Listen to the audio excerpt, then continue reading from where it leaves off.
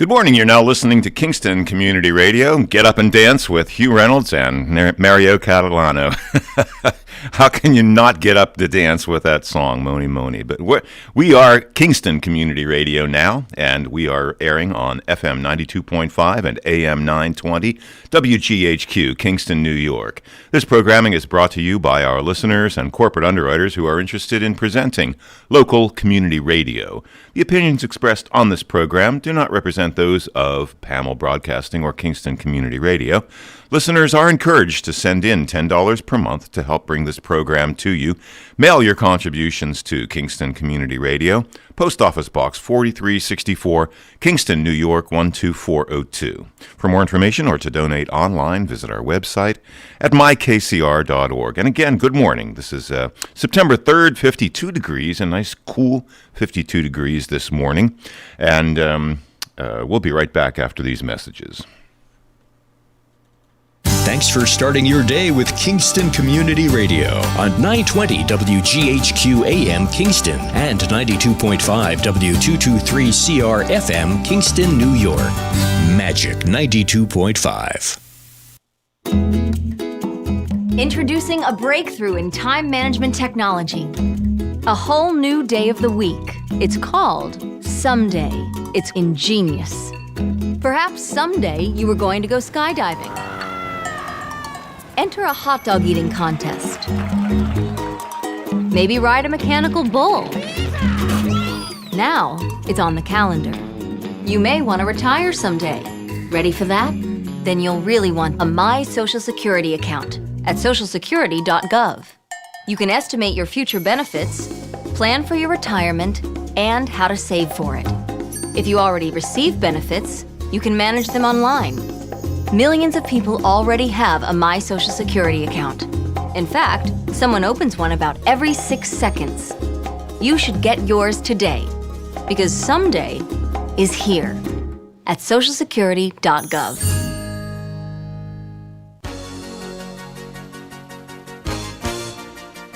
Hi, this is Jim Quigley, Supervisor of the Town of Ulster, and I support Kingston Community Radio, and so should you.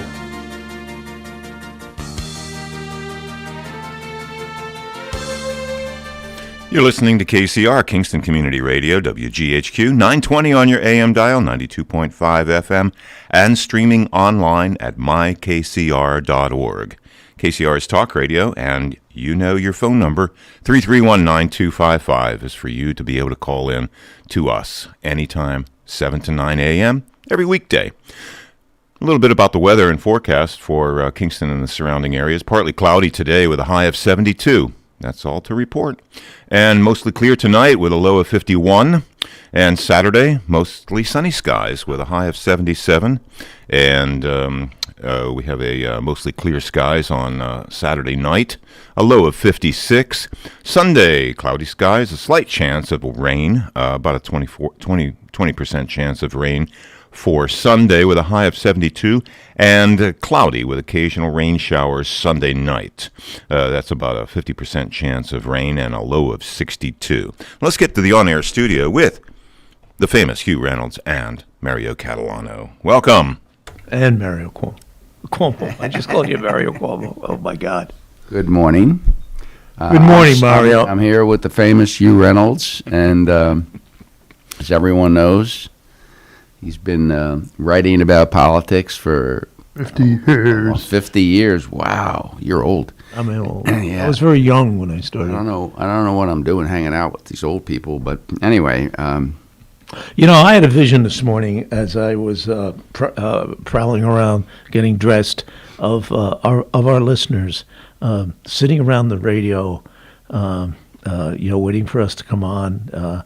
And, when maybe Dad reading the morning paper and Mom making breakfast and the kids. Kind of a Norman Rockwell scene. Not in Kingston. I guess not. First of all, you don't get your paper until noon. If you get it If at you all. get it, I get my Wall Street Journal about 3 out of every 6 days, which isn't bad for them, And I just keep calling the Wall Street Journal, and they keep telling me that they're going to extend my subscription so that I have more opportunities to not get the paper. That's great, Anyway, yeah. So, that's really a great picture. But I had some things that I wanted to ask you about that, in my opinion, are somewhat more important than folks than our listeners. Yeah. than sitting around in some bucolic setting that you envision. How about this one? The kids are having their cereal, and Dad's out all over the place trying to find a newspaper. How about that one? He's walking the driveway, the mailbox, checking around because he has no idea where the paper carrier has dumped his paper. Yeah, so that's much more likely to occur. Or he's reading yesterday's paper, which just got there. It's pretty current, actually. I just got two issues of the Wall Street Journal this morning. A day late, but what the hell, it's news. Huey, a lot of things have happened since the last time. 2 weeks ago, yeah. Yeah, the last Amazing. 2 weeks has been pretty darn intense. So let's start with, and again, I'd just like to get your read, having been in politics for so many years and written about it mostly. So let's start with the guys at the top. Did you find it at all unusual that we had the big Afghanistan withdrawal? We had a calamity in Afghanistan, and our congressman is planning his next town hall meeting. Not a word. Not a word. Now, I don't care which way he comes down on this. I don't care if he wants to support the president and say he did a great job. A lot of Democrats have said, especially in swing districts, purple districts like this one, have taken a stand and said, you know what, this really wasn't done very well. We have to do better. We have to, whatever. We can't leave hundreds of Americans behind, etc. This guy, nothing. I got an email about support our veterans, and it was, I passed a law that helps veterans, whatever. I don't even remember the context of it, but that's it. And I'm so unaccustomed to having a congressman who has nothing to say about anything controversial. Well, I think part of it is that we were kind of spoiled by our two previous congressmen, members of Congress. Maurice Hinchey was on top of almost every issue. You knew exactly where he stood. And Past three. who was the third one? We had Gibson. Maurice, Gibson, and Faso for one term.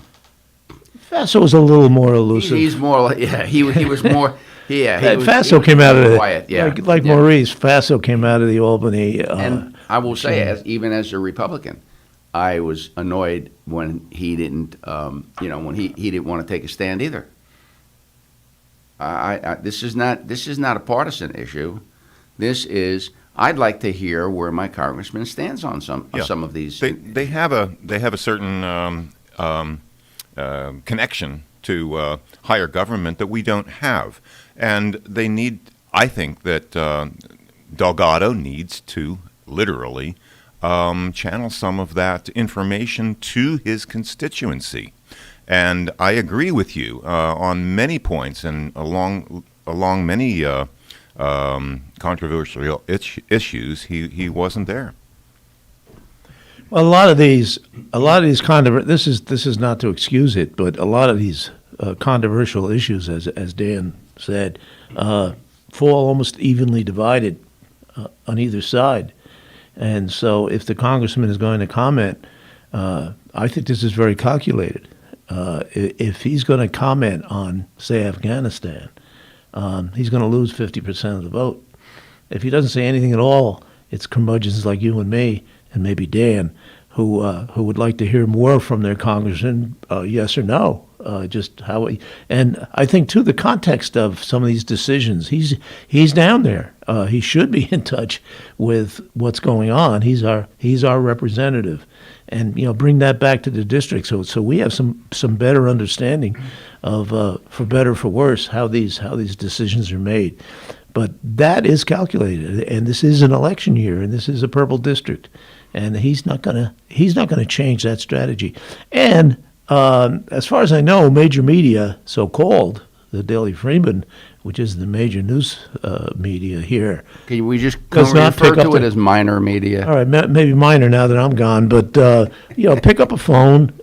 Even if you get no comment, at least somebody is. He knows that somebody is paying attention and wants his input. But as long as it works, it's like the guy that can't hit the curveball. As long as he demonstrates that he can't hit the curveball, he's going to keep seeing him. So this guy's not going to change. Part of this, by the way, I have to lay on the loyal opposition, because what are these Republicans doing? They don't hear from them either. And can somebody say something? Can we start a conversation? Nobody here but us. And he's not going to volunteer. So let's start a conversation of some sort. Part two of this, I have two parts to this. Okay. Part two of this, in my opinion, the scarier part, all right? And again, this is my opinion, is I don't see how we have $4.5 trillion to spend right now. The economy is doing fairly well, but it could be doing much better if people would come back to work. Example, restaurants closing because they can't get help. I know we've had a wanted thing. I have put posters up in my office telling people we need somebody to answer phones. Cannot find anybody. No applicants. And these folks think that it's okay in the face of that to borrow $4.5 trillion. That debt's going to get passed on to our kids, our grandkids, our great grandkids. How many generations do you want to go back? And they're still not going to be able to pay for it. And this is very dangerous, in my opinion. Look, do we need some social programs? Yeah, we probably do.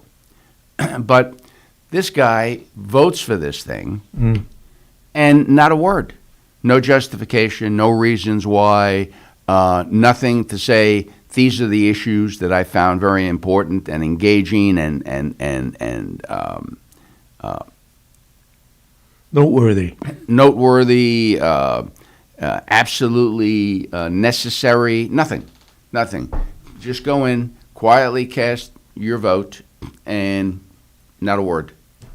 Again, nobody, the minor press did not even pick up the phone and say to this guy, listen, what's in this bill that's so important that we've got to spend $4.5 trillion? a couple of thousand pages, isn't it? I think so. Oh, yeah. Well, I'm sure that Nancy has provided them with some talking points even. Tell me the talking points. Let me hear what you got to say about the thing. I think Nancy probably provided all of them with some pork. I think that some of these talking points, so-called, are going to be coming out later next year. Starting about a year from now, you'll see public works projects announced, paving, bridges. Well, that's in the $1 trillion bill. I'm in favor of that bill because the country's falling apart. That's the bill where they redefined. No, I'm talking about the bill where they redefined infrastructure. They're calling this human infrastructure. I could use some of that money.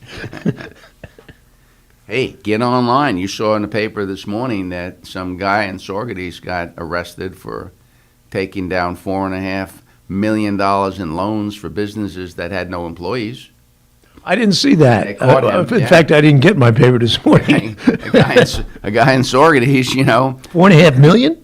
he and two of his friends took down. They filed for the PPP loans to keep their employees, They had none? but they had none. And they just said, we have employees. They filed false tax returns showing that they had paid out millions of dollars to their employees. They just, got an IRS form, white out whatever they didn't like, filled in what numbers were, gave that to the bank. Oh, okay. So you have 100 employees. Sure, we'll give you $4.5 million. And the guy went and bought a motel in somewhere out west in Missouri, I think. He went and bought a big motel out there, and he's been living large in Missouri. Missouri. Well, he was until, and then he's got his own quarters now at the jail, at the federal jail, because they figured I think he has a dual passport from the Caribbean, one of the Caribbean islands, and they figured he'd disappear. So they put him up in his own motel room in the federal lockup in Albany. That's amazing. You could have done that, huge, Anyway, so along those lines, yeah, there's $2.5 billion. I mean, a billion is chump change now. Oh, $2.5 billion sitting in Albany. Most of it, about 90% of it now, for rent relief. Under our former county executive, and I think the working excuse is going to be that they had a lousy computer system that couldn't handle this influx of applications. People couldn't get through. I think part of it is going to be we didn't have enough help, and that really bad Governor Cuomo wouldn't let us hire people to do this. I think that's more likely. Might as well gang up and keep your job, because these days, if you don't have anything bad to say about Cuomo, you're not welcome in Albany. Yeah. So this is how, the world goes round. But, evidently they're up to about 10% distribution now. But I saw that the Assembly extended the moratorium on evictions. I have to be honest with you. There's this article, in Daily Rag this morning about opposition or people wanting equity at this new housing development, 160 units where the old jail was. I have no idea why anyone would want to do a rental project in New York State when you put in a moratorium so landlords can't collect the rent. You can't evict your tenants, and now they're talking about everybody's joined in. The city is going to do some sort of a housing law. The county wants to do a housing law. Talk to me about that dynamic. The county, some legislator, Uchitel, announces he's going to do, or he's going to introduce legislation to on evictions and how you can do it, and they're going to define the details of how a tenant can conduct themselves. And the next day, the mayor announces that he's putting something forward in the Common Council. Why would the Common Council need such a law if it's a county law? And what's going on there? Is there some dynamic that I'm missing? I think, as usual with politics, it's about the numbers. Kingston, which I'm more familiar with, and probably Ellenville and maybe Rosendale and some other so-called urban Saugerties village urban centers have a heavy majority of rental residents, but people who rent their homes, and in many cases they're lower income or lower rentals.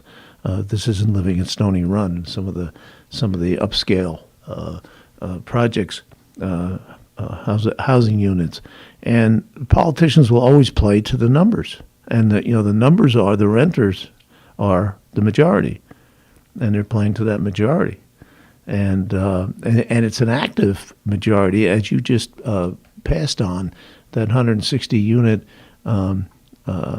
what they call it, the workforce. Well, 80 is going to be seniors, and the others going to be some sort of rent controlled. Yeah, I think what they call workforce housing. Workforce housing. Yeah. That sounded like particularly for those folks, for seniors who have a great deal of difficulty finding affordable housing, and of course the workforce, the average, the person who makes, the income in Kingston is only about $60,000 a household. I need to interrupt you because we have a caller. Somebody in Kingston's awake. Good morning, caller. Hey, good morning, gentlemen. Good morning. I absolutely am awake because I love the show. Won't miss a minute. Wanted to make a comment and regarding the housing assistance that hasn't still gotten out. And first thought was, oh yeah, the state's bureaucracy and it's hard to do things and it takes time and that's what did it. But I want to make a point here. That same bureaucracy, when it came to COVID, and had to get testing and vaccination and outreach and all those things that had to get ruled out, what the state did is they looked toward their current folks and they said, you have a new job now, at least for the next few months and maybe longer, that you're now going to do this. And COVID became the main mission for certain departments when it was not their mission, all this time. Why couldn't the same thing have happened, or will it happen, to get this housing money out? It just has to become a priority and an emergency priority, just like it was with the COVID testing and creating the network and all things. And maybe some folks are hired along the way, but I do know that there were whole departments that people's jobs completely were dedicated to COVID and running testing sites. They got trained, they got put on the ground, and they did what they had to do. I think the same thing should happen with the housing and just get it done. People need it. In praise of Andrew Cuomo. Well, for that part of his job, I would say that's a praise. Yeah. Given where we were at and where we came down, thank God, it was needed. So I think from that perspective, and that's just with some insight into knowing a lot of folks whose jobs were changed for months to focus on something they never did before. And I just think the same should apply when it comes to this housing crisis at this point. Just get it done. The new governor says that this is a top priority of hers. When she gave her inaugural address, this was item number 2 or number 3 on her agenda. She was going to get to the bottom of this, and we were going to get those funds released, et cetera, et cetera. I have no idea if any of that has occurred because I am not a landlord. However, if there are any landlords out there that wish to tell us what the status is, our number here is 331-9255. We're interested in hearing from someone who actually is in the line of fire. But caller, thank you so much. That's something I don't think anybody knew or realized. But yes, the former governor really responded. I mean, he made a few mistakes along the way, and we know about that, but it's also good to hear about some of the positive things he did. Thank you so much for the call. Thank you. Thank you. Sometimes it's a good thing to have a tough son of a bitch in charge. Yep. Yeah. I mean, and again, she made it a point. Oh, we're going to get to the bottom of this. We're going to clear up that. We're going to get that money out. And I don't know if it's happened. According to the New York Times, I believe the last statistic I saw, we were at 8 or 9%. We're still lagging the country. But I don't understand. You put a moratorium on. How do they expect landlords to pay their bills? They still. I just got my school tax bill. They all got their school tax bills. How are they going to pay their school tax bills if with no income? With no income. This is kind of certain degree of arrogance, like, well, they're landowners, they can afford. A lot of these folks are mom and pop. Maybe small little two-family homes. Two-family homes. One, they got a tenant, and the other, come on, let's be fair here.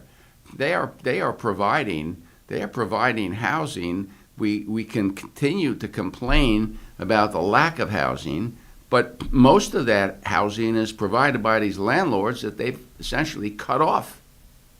Demonized them, worse than that. And demonized them, yeah. Not cool. And ultimately, if the landlords get to the, I think you touched on this. Why would anybody invest in New York if this is what you're going to be facing? Put your money someplace else. So if you're making 10% profit, I don't know what the going rate or what the standard is, but say as a round number of 10% profit on your property. With all the headaches that go into it, a good landlord, and I think most of them are responsible landlords. There are some tenants out there that nobody would want either. People who just wreck places, and it's a housing plan for a few people. There used to be a police officer told me a few years ago who was in charge of this, the eviction side of things. He said there's kind of he called it a movable feast. He said there's about 100 families. They move around. They move into a place. They always present themselves pretty well. The landlord accepts their deposit, and that's the last payment he gets. And they not only don't pay him anything, and it takes forever to evict even under current laws, which are going to get a lot stricter. It takes at least 6 months to evict somebody, a tenant.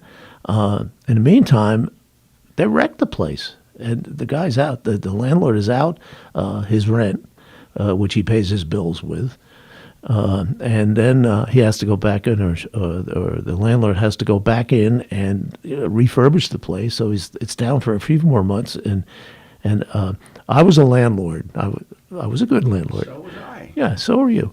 And we fixed what was broke. We kept the place up, and we served our tenants. Which I think is the majority of people, of landlords. The truth, it's interesting because I did have a very similar experience to what you're discussing. I had a small apartment house in Saugerties, 4 units. I had one in Cairo, which was 6 units. When I was younger and had some time and ambition. I never made a dime because the tenants would trash the apartment so badly that any profits I had to put back in and replace kitchen cabinets that were broken and toilets that, and it was such a pain in the neck that I had a partner that we did this together, and I'm like, you know what, I can't do this anymore. So, anyway, we're coming up on break. We're going to have a guest. And folks, return at 7:30. We're going to have Steve Peruso, who is a candidate for alderman in the 1st Ward in the city of Kingston. And Steve's going to be here. We're very interested. He's an outspoken supporter of the armored vehicle that the city of Kingston and the town of Ulster cooperated to purchase. And he had some interesting experiences along the way and while supporting that. So we invited him on. We wanted to hear firsthand some of the things that occurred at the meeting that were not reported by the minor press. And we also reached out to his opponent, Barbara Hill, I believe, the Democratic candidate. And if she wants to call in, she's certainly welcome. Yeah, one of the things, just for the record, that we always do is anytime there's an opponent to a candidate, we invite them. So in the last election, we had Mike Martucci, the senator, on. We invited his opponent, And Michelle Inchy. no, he's down below. Oh. The senator. Yeah, we invited the senator on. I can't remember her name. That's how soon we forgot. You remember who the senator from Rosendale was? It's escaping me right now. Yes. Sorry. Yeah, we're all drawing a blank. Anyway, but we invited her, and she declined to come on. We had Hinchy's opponent on, Rich Amador, and Hinchy declined to come on. So, but we invite them. We invite them in this sense of fairness. This is, we try and go right down the middle here, and we just want you to know that we invited Steve. We notified his opponent. She can call in. She was welcome to come to the studio. This is how we operate. And so after the break, we're going to talk to Steve Peruso. Jen Metzger.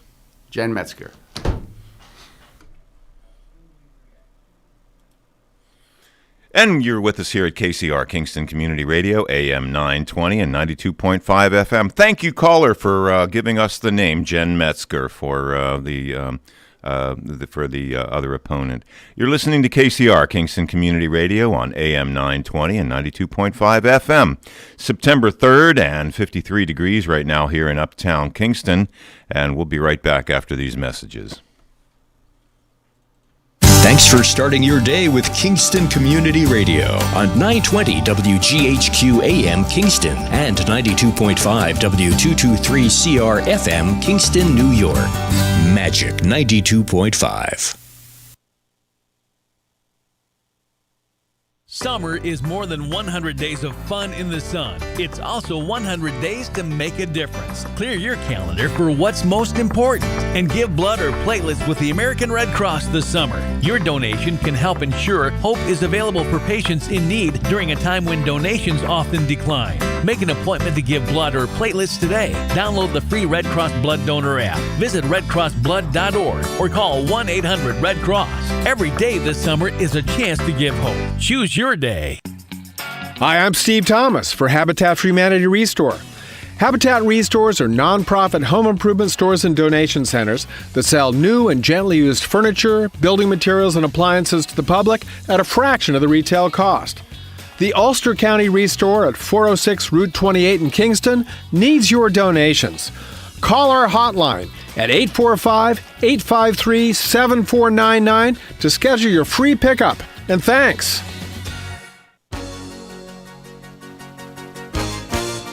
Hi, this is Cameron Rylands from Kingston, and I support Kingston Community Radio because it's informative.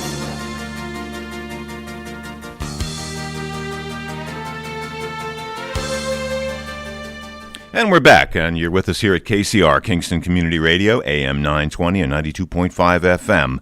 It's about 53 degrees here on this September 3rd, 7:33 a.m. right now, and here's a little bit of the forecast for the weekend. Partly cloudy today with a high of 72. Pretty much all to say.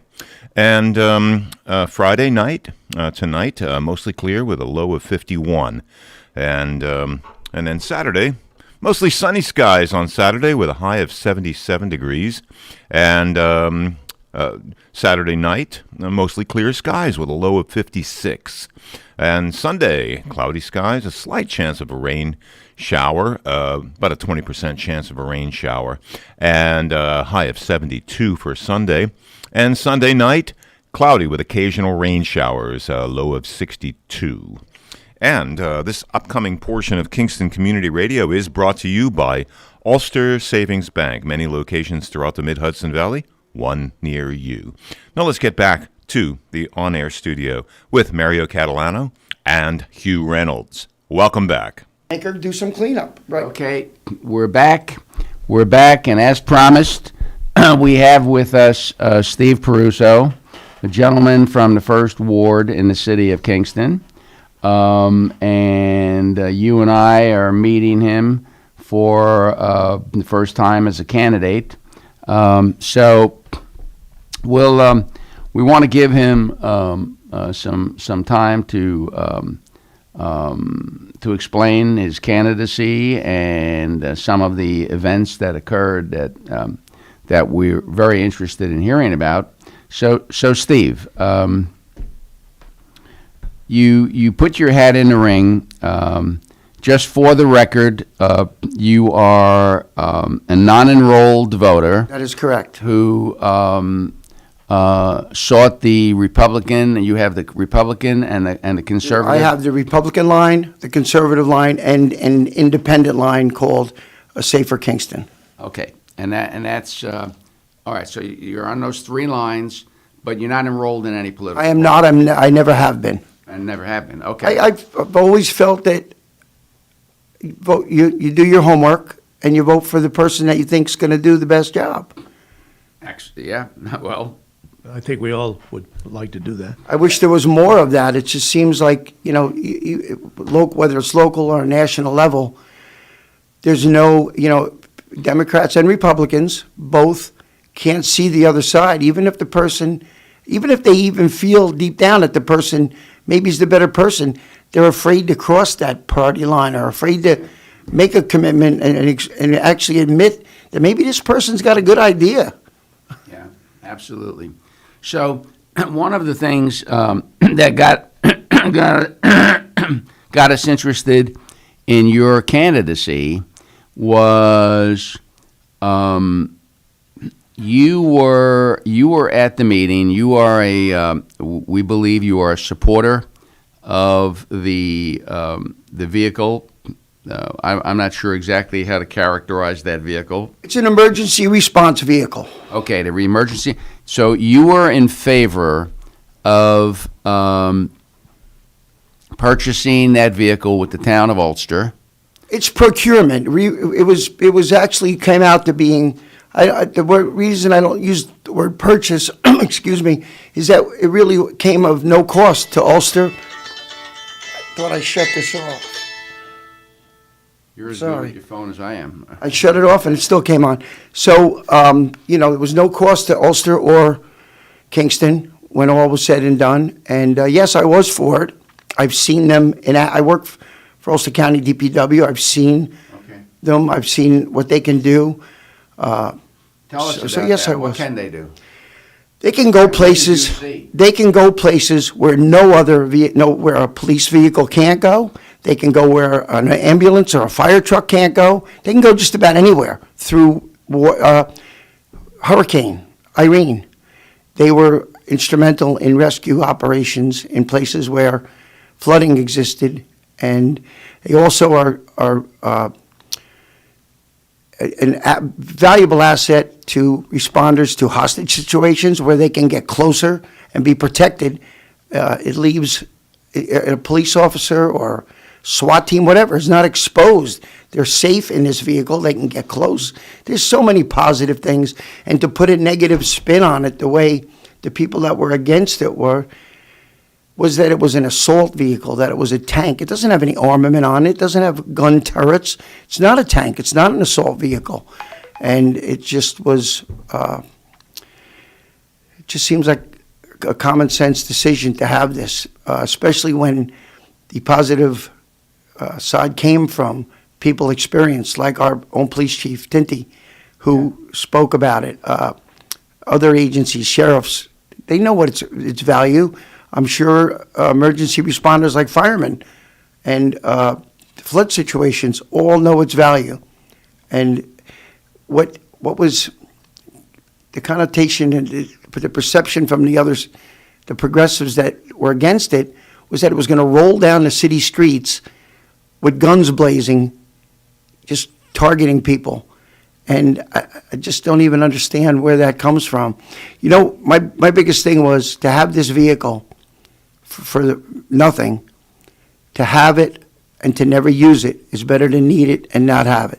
That's the bottom line with me. That's good point. And you told me that you had actually seen one of these in action. Oh, well, I have seen them around there. There's one was parked at the Ulster County DPW where I work, and just the machine is you can see by looking at it that it's not a tank. It's a vehicle that can be used for multi-use things and go where no other vehicles can go. How can it go where no other vehicles go? Well, because it's actually, I hate to even use the word tank, but think of something built up so big and powerful that it can go through, water. It's raised float? up. No, but it's raised up high enough where water doesn't enter it. It's water sealed, where other vehicles aren't. I'm not an expert on these things, but I have seen them. This was a military vehicle at one point? I don't know that you would call it I guess it would be considered a military vehicle, but without the armament.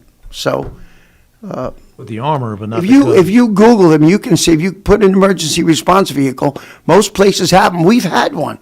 It's just outdated. It's just outdated. And the beauty of it is, it's nobody knew about it because we never had, we don't have to use it. Like I said, it didn't roll down the streets. It wasn't shooting people. It was just there if it was needed. Yeah. And now it doesn't operate fully. So this was the opportunity to replace it Right. for nothing. Essentially. And I understand you're going to be speaking to Jim Quigley later today. Yep. And he was a big proponent of it, and he'll explain more than I can about its procurement and the grants that how it was received and how they're going to share it, which he'll know more about than I do. So, one of the things that occurred is the coverage of that meeting. I guess it was pretty raucous. Very. And the coverage of the meeting was very limited. So can you tell us what happened at that meeting that some of the things that occurred there that weren't covered? Well, first of all, it was raucous outside. Rise Up Kingston was there in full force, playing instruments with signs, vulgar signs, with the F word on them. Anybody that was against it it wasn't handled. Like they weren't there to talk and give a clear, concise opinion as to why they didn't want it. It was just F the tank, F the cops, and this was even outside. And then they were told they couldn't bring the signs in or the instruments in. And once inside, the people that were on the docket to speak, as I was, we got up one at a time and gave a clear, intelligent, concise opinion. Well, that's your opinion. of what, but what you don't see on the tape, I guess, and I didn't know this at the time, but anything that's, as you speak in the chambers, once you're done, you end, everything is muted.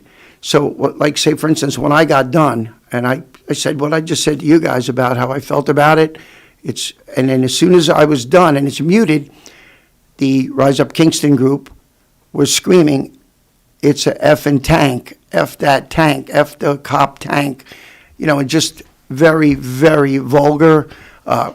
When any of the police officers did the same thing and gave their reasoning, they were given the middle finger. At one point. Okay, hold on. Sure. We have a caller. Yes, and I'm relaying the message for her. Okay. It was a very, very poignant expression. She didn't want to go on air. She wanted to extrapolate the fact that it's the same as getting a fire truck. Number one. Number two, it's a rescue vehicle. Okay. And that's what she wanted to. When you say she, who's she? Add. The woman that called in. Yeah, there was, Dan took the it was call. an anonymous caller. He's telling us what she said. Yeah. Well, thank you very much, caller. We appreciate that. Thanks, Dan, for taking the message. All right, now you can continue. So it was, to say the least. You're talking about the reporting of it. Well, That's how we start, right. So this vulgarity continued, and now I was sitting in about the third or fourth row, and I saw all this go on. I saw vulgarity. I saw middle fingers given to police. I saw it all. Everybody that was in that room saw it. And yet the next day when I read the paper and I read the article, I said, how could this woman write this article and be there? It just didn't make any sense. So I called her. I left messages to call me back. So I finally got through to her, the Freeman Reporter, and I asked her, I said, I'm wondering, you were there. I said, you were sitting 2 rows in front of me. How can you write something and say that it was almost the same, raucous both ways when you were there? A girl walked right in front of you, the one that got arrested for the graffiti in City Hall, walked right in front of her, and stuck her middle finger at all of us. And, just brazenly. And I said, how could you not see this? And she told me that she was very attentive, she was focused and intent on what was being said. I said, well, okay, so you were very intent on what was going on and just the speakers. So I spoke that night. I was one of the speakers, and I talked about the importance of this vehicle and what it could do. And during Hurricane Irene, I said, you remember that? And she said, no, I don't. I said, well, how could you be that intent? So you basically saw what you wanted to see and heard what you wanted to see, but left out the important things, which was the vulgarity and the disrespectfulness of Rise Up Kingston, but you didn't write it. And she basically, just poo-pooed everything. And when I said to her, let me ask you something, and I'll end this with this. I said, if you were sitting neutral on the Common Council and heard everything that went on that night, would you have voted for the vehicle or not? And she said, I really don't care. I'm paraphrasing. I really don't care. I live in Dutchess County. So it just... Well, she shouldn't. I happen to know the reporter. She really doesn't care because it's not her job to care.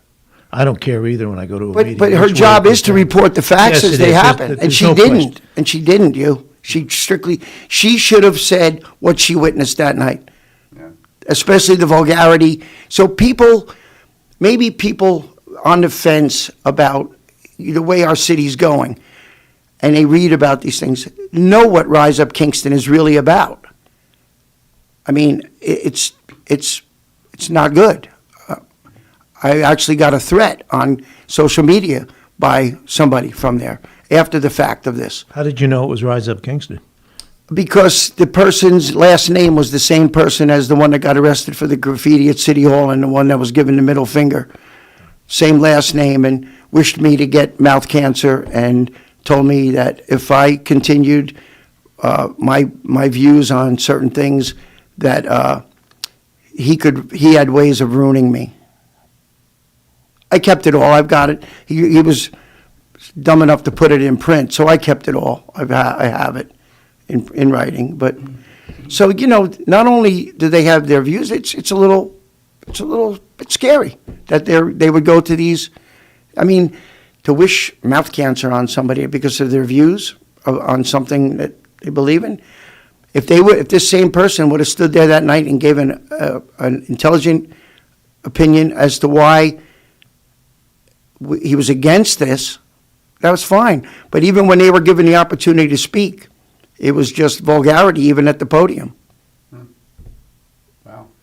So, anyway, I thought it was. I thought the way the whole thing was handled. The only good thing was, I hopefully, and this would have been helped by the Freeman. And the funny part was the Freeman photographer was there, and there was Freeman pictures of the vulgarity, and the signs on people's head with the F word right on them. And yet the Freeman photographer took the pictures, but yet she didn't see or hear any of it.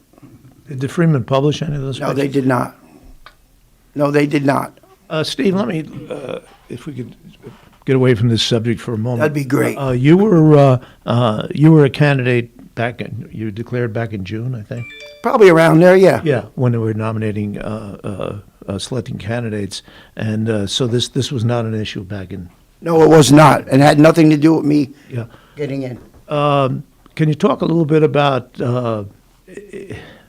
particularly on the Republican side of the ledger, it's been very difficult to get to fill a ticket. What was it that moved you to become a candidate for alderman? Well, I like to use the word bipartisanship and balance. I see what's going on. The Common Council is all Democrats. I think there's one maybe non-enrolled. Yeah. The mayor is a very liberal Democrat. I think it's too easy for things to get done. And I'm not trying to word this right. I just need some more balance, some pushback on things.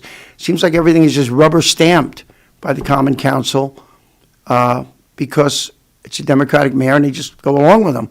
So I think we need some, and I'm looking forward to working with some of the Democratic Common Council members in a bipartisan way, sharing our views. You know, I don't feel I'm right about everything. I'd love to hear their views, but I also don't feel it should be just one-sided. All right, we have a caller, Steve. So, good morning, caller. You're with candidate Steve Peruso. I would like to know, I have my bill on the table for... Hold on a second, caller. I got to turn up the speaker just a bit. I'm sorry. All right, if you could speak right into that. Okay, I have a bill on my desk for Kingston Freeman. I'm tearing it up. The other thing I'd like to say is the people who use the F word, they use that word. It's a filler word. They don't have the intelligence to speak properly, and you really have to feel sorry for them. And it's just sad what has taken place, and that's the way our country is going. That's all I have to say. Thank you very much. Thank you for your comments. Thank you. Yeah, you have covered local events for 50 years. I mean, have you ever seen anything rise to this level? Rise up to this level. Funny word. No, I haven't, and I mean I don't cover stuff anymore, but it's obvious that the needle has moved. This type of, even 5 years ago, 3 years ago, this type of as Peruso put it, vulgarity would have been gavelled down in a heartbeat. Right. You wouldn't repeat. You would not see it twice. Yeah. And the person The would good be thing, the removed. good thing about, and I don't condone that they let it happen, but the good thing is, the only good thing that comes out of it is that the people who were there that night, including common council members, I think got to see firsthand how low these people would stoop. I don't think they even realized, because you got to remember the initial pre-vote for the vehicle was passed unanimously. I thought it was 6-2 or. I thought it was okay. Maybe whatever they voted, Yeah, it was- and then it went the other way. No, it went 6-2. The final one. Okay. The final one was 6-2. I think the original one was 7-0. Okay. Either way, they Yeah, didn't either- want it, and now I think they saw firsthand, you know, what these people are capable of that night. The way they acted, everybody was I think appalled by it. Yeah, And I would hopefully, moving forward, and this goes back to what you's question was about me getting into the race and running and helping things. I think a lot of people, hopefully, on the national level, right down to right here in Kingston, that the country's divided. You know, I mean, it's no middle, but I'm hopefully at some point we have to become back in the middle a little bit. We have to bridge it a little bit and work together, because I mean, we had all the Trump haters, now we have the Biden haters, and Hater. Yeah. you know, it's just hate. The word, it's too much hate. We need to. Folks all have signs on their lawn. Hate has no home here. They hate the other side. Exactly. They hate the other side. So I'm hoping in some small way, I can make a difference, even if it's in Ward 1 to start, to work, like I said, I'm not enrolled. I'm not a Republican looking to work with a Democrat. I'm an independent who cares about my city, cares about the direction it's going in, and wants to, I guess, hold out an olive branch of some sort and work with these people and make some changes. I'm not against change, but I mean, I see some of the changes. I mean, they just don't. Some of them don't seem to make sense. Like what? Well, the Broadway, for instance, I don't understand it. I don't understand it. It's an emergency route for emergency vehicles. We're back to that again.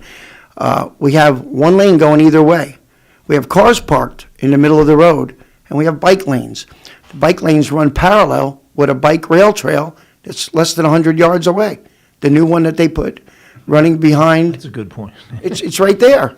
Ride your bike and walk on the trail that was made for it. How many bikes are going to ride down Broadway?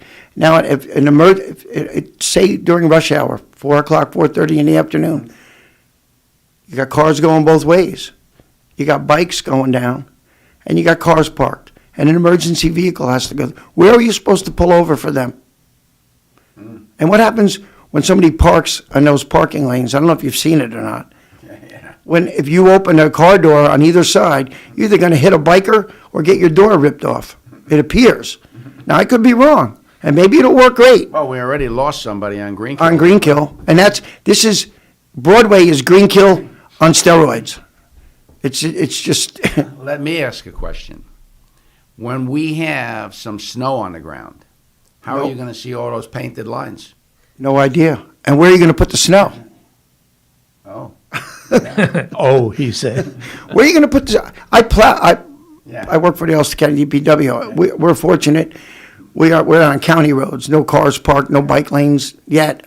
And although I wouldn't say for sure that's not coming, but in the city, I know everybody knocks these Kingston plow drivers for the terrible jobs they do. I'm not so sure it's an easy task. Cars parked and the intricate city streets, narrow streets. It's hard enough now. Like you take Greenkill Avenue because that's already established. These plow drivers, are they supposed to put the snow up against the cars? You can't really see well. You have a plow out on your wing. You got a car there, and you got cars coming the other way. The lanes painted. It's perfect right now. But if there's an inch of snow on the ground, they're gone. On the ground, I can't see any lines. I don't know. I'm not going to know where. The other thing is if you're coming into the Greenkill intersection, into the Five Corners from say Route 32, and you're going toward Broadway, the posts that stop you from going any further are white. Oh. They really don't. I mean, maybe yellow or black and yellow, some kind of warning. I mean, I know because I go there all the time, and I've learned. But somebody that's not familiar comes into town from, say, south and doesn't come off the thruway, comes from New Paltz, comes onto that traffic circle, and then heads down Greenkill Avenue. They're going to be confused. And Broadway's going to be worse. If I can interrupt just for a second. You seem to know a lot about roads. What do you do at the DPW, the county? What's your job? Various things. Right now, I've just been I'm off the road. I run a bucket loader, a front end loader in the quarry, loading trucks. Barney Rubble. Yeah, kind of. But, in the rock quarry, sure. But in the winter, it'll be loading salt into trucks, getting them ready for winter storms. How long have you worked there? 18 years. Okay. 18 years. I know you're familiar with my past history. I owned Stevens Restaurant on the corner of Washington and Lucas Avenue for 24 years. Oh, yeah.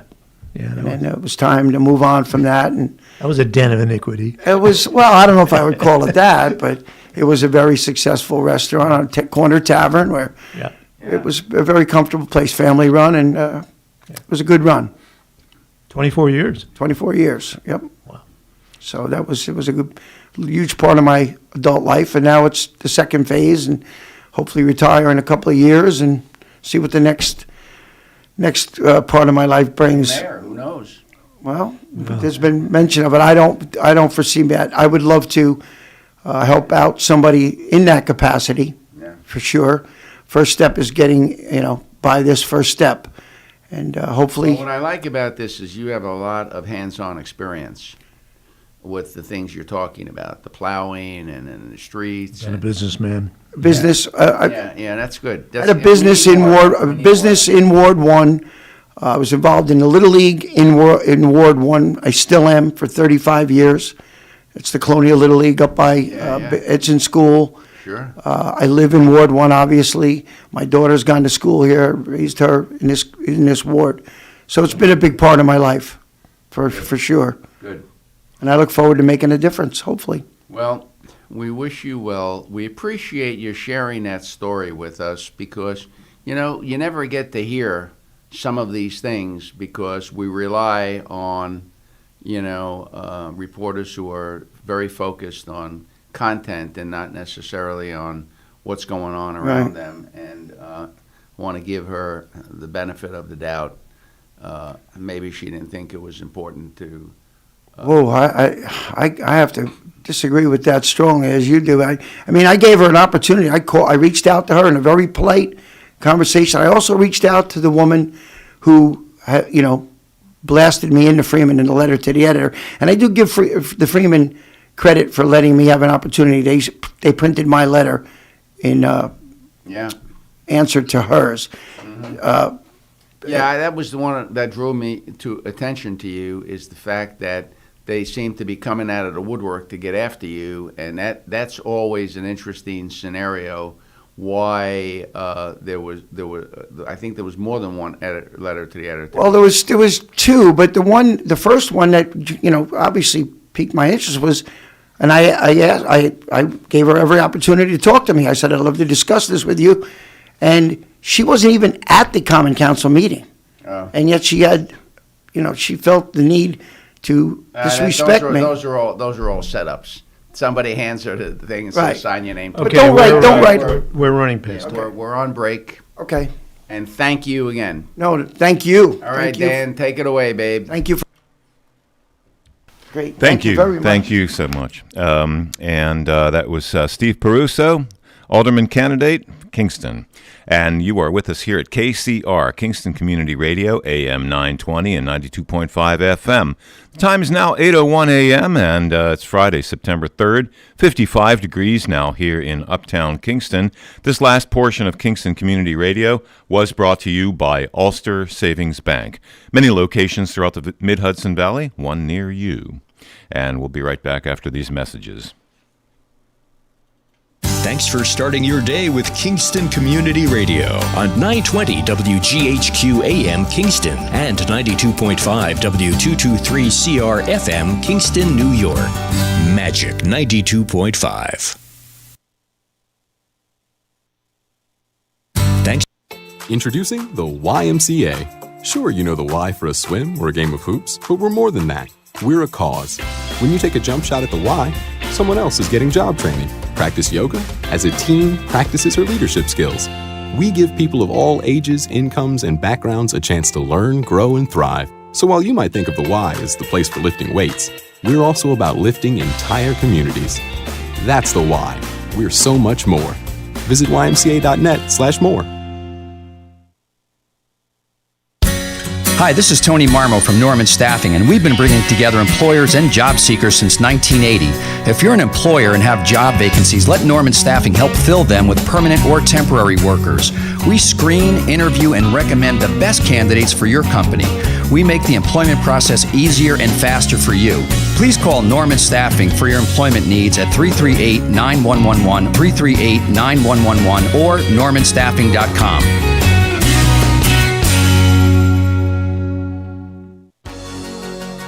Hi, this is Scott Harrington from Hurley, and I support Kingston Community Radio because the people need a place to have their voice heard, and it's lost in corporate radio, so please keep listening and supporting our station. And we're back, and thank you for being with us here at KCR, Kingston Community Radio, AM 920 and 92.5 FM, WGHQ. And our live streaming on mykcr.org. Don't forget, our call-in number is 331-9255. 331-9255. It's 55 degrees now here in Uptown Kingston on this September 3rd. And on September 3rd, it's going to be partly cloudy, a high of 72 degrees. Tonight, mostly clear, a low of 51. And Saturday, mostly sunny skies with a high of 77. And Saturday night, mostly clear skies, a low of 56. And Sunday, we have a 20% chance of a slight chance of a rain shower, with cloudy skies otherwise. A high of 72, and Sunday night, cloudy with occasional rain showers, a low of 62. Well, let's get back to the on-air studio now. By the way, we have a wonderful sponsor for this upcoming portion of Kingston Community Radio. It's brought to you by the Friends of Kevin Cahill. As a strong advocate of local broadcasting, Assemblymember Cahill urges you to support Kingston Community Radio with your time and donations. Your contributions keep KCR vital and on the air at FM 92.5, AM 920, and on the web at mykcr.org. Join Assemblymember Cahill and send your gifts of $10, $25, or more to Kingston Community Radio, Post Office Box 4364, Kingston, New York 12402. Together, keeping KCR alive. Let's get to the on-air studio with Hugh Reynolds and Mario Catalano and our new guest. And our new guest this morning is James Quigley, Town Supervisor, Town of Ulster, a frequent guest on our show. We've been friends for years. Full disclosure, he went to high school with my wife. So for that reason, I have to be nice to him, or I'm going to face her wrath when I get home. But anyway,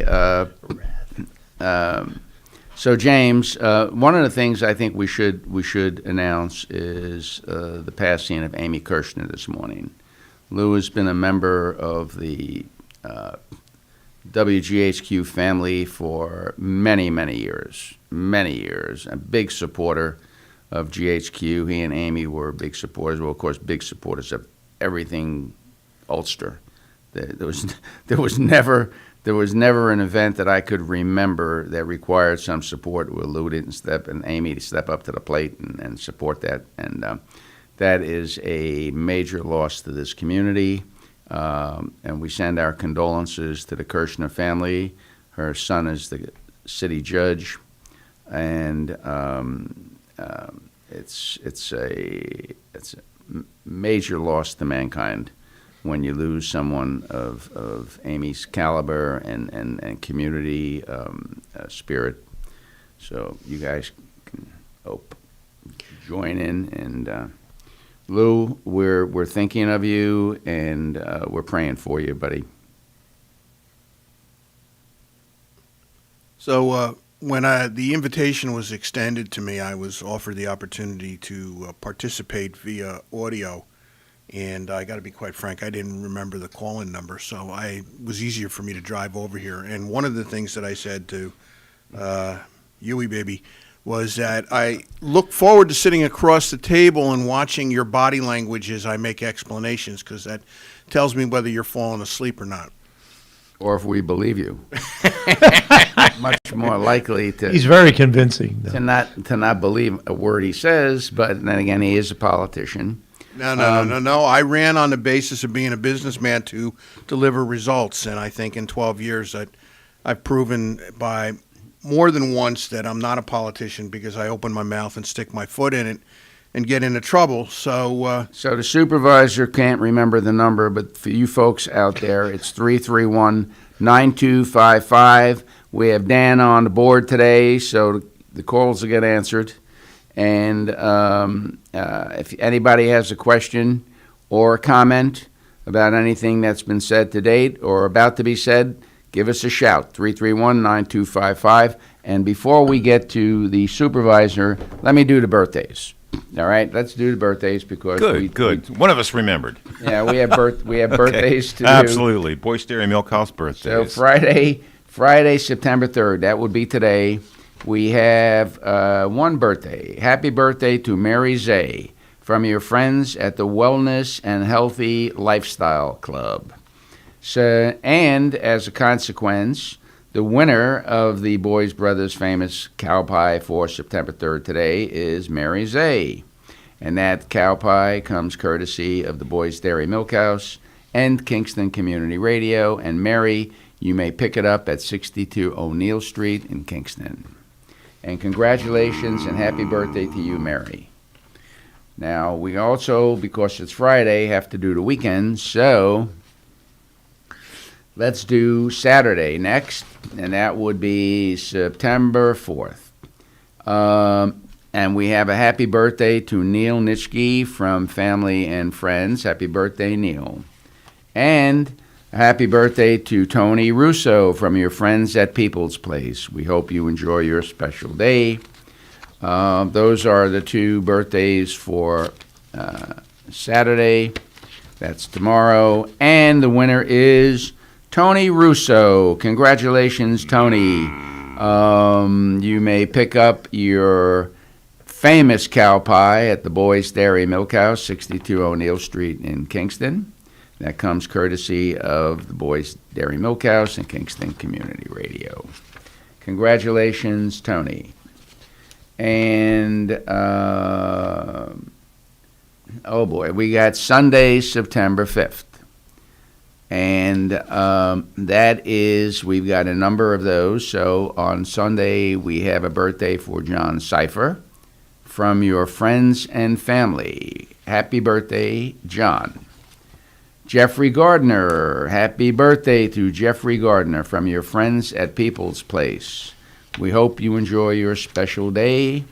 And finally, we have happy birthday to Jerry Romano from your family and friends. And on Sunday, the winner is Jeffrey Gardner. Congratulations, Jeffrey. And you may pick up your Boyce Brothers famous cow pie at 62 O'Neill Street in Kingston. And, of course, it's Labor Day weekend, so we have to do Mondays as well. Boy, did they load you up. I'm telling you. I almost forgot them. By the way, this is time and a half now. Yeah, I'm going into holiday. You're definitely So- earning the money. All right, a happy birthday to Karen Mitchell from Marianne and William Banks Jr. And happy birthday to Ann Fury from your friends at People's Place. And happy birthday to Marie Gardner from your friends at People's Place. Well, People's Place has a lot of friends. They have a lot of friends. They have a lot of friends. And the winner is, and congratulations on Monday to Ann Fury. Ann, you may pick up your famous cow pie at the Boyce Dairy Milk House, 62 O'Neill Street in Kingston. And that comes to you courtesy of the Boyce Dairy Milk House and Kingston Community Radio. And happy birthday to all. You made it another year.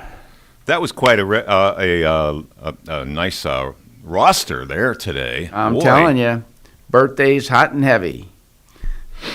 There's an anniversary I could have mixed in there as well because September 5th,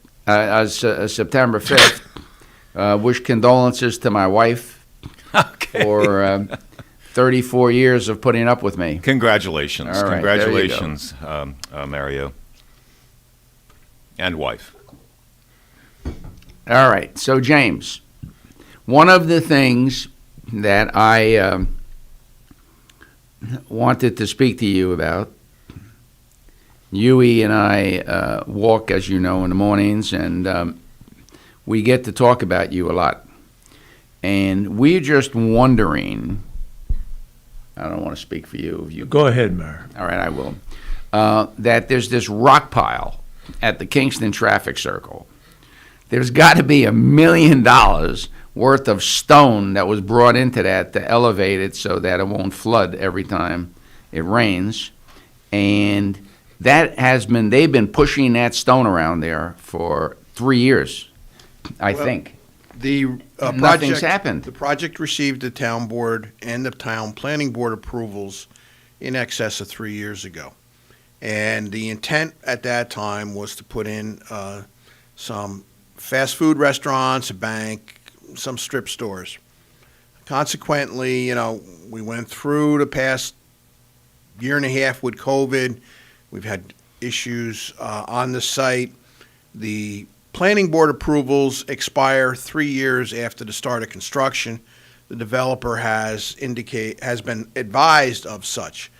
So earlier this week, out of the clear blue, I get a phone call from the developer indicating to me that they're changing the footprint of the location of the development.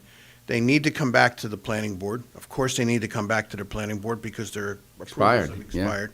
Yeah. And as a former member of the planning board, you understand that whole process. Yeah, exactly. So they will be back here shortly. He's indicated to me some tenants that have expressed some interest. There are no commitments at this point in time.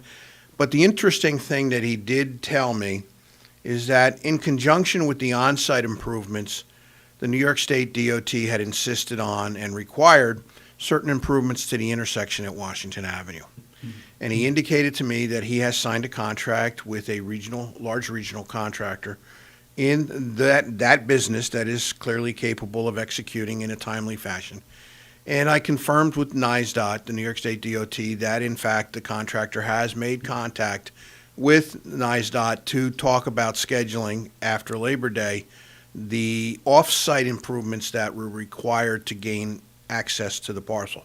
So we will be seeing activity at the site, not the activity that everyone would be desirous of, because this is going to be activity in the driving lanes, slowing the passage of traffic down, because this is going to be required to have a realignment of the intersection, some driveway work, and some pavement markings installed, taking place over the next couple of months at that location. So we will see some action.